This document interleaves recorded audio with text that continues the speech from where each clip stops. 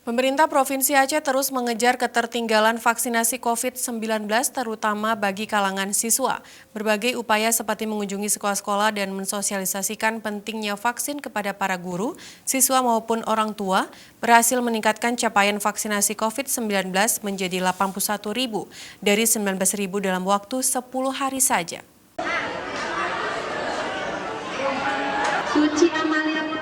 Pemerintah Provinsi Aceh saat ini terus mengejar ketertinggalan vaksinasi COVID-19, terutama bagi kalangan siswa.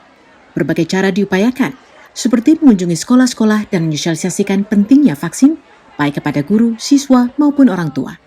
Terbukti, dalam kurun waktu 10 hari saja, pada Senin 27 September, capaian vaksinasi COVID-19 meningkat hampir 5 kali lipat dari jumlah sebelumnya. Sejak Agustus hingga pertengahan September lalu, capaian vaksinasi terhadap siswa bertahan di angka 19.000 saja. Namun kini jumlah tersebut meningkat. Sebanyak 81.000 lebih anak usia 12 hingga 17 tahun sudah mendapat vaksinasi COVID-19.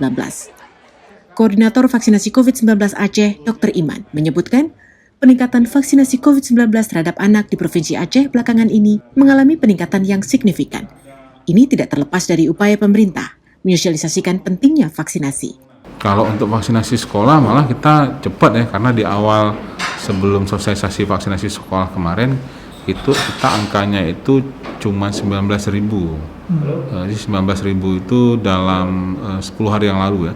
Jadi dalam 10 hari terakhir ini itu sudah angkanya itu 81.000. Padahal 19.000 itu sudah dari awal Agustus ya.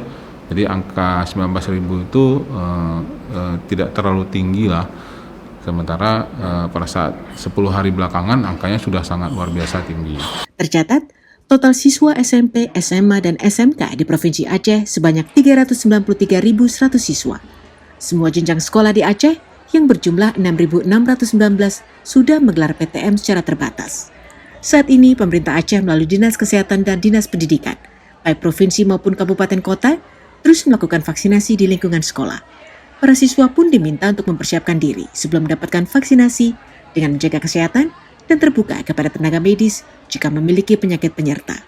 Dari Banda Aceh, Aprizal Rahmat, Kantor Berita Antara, mewartakan.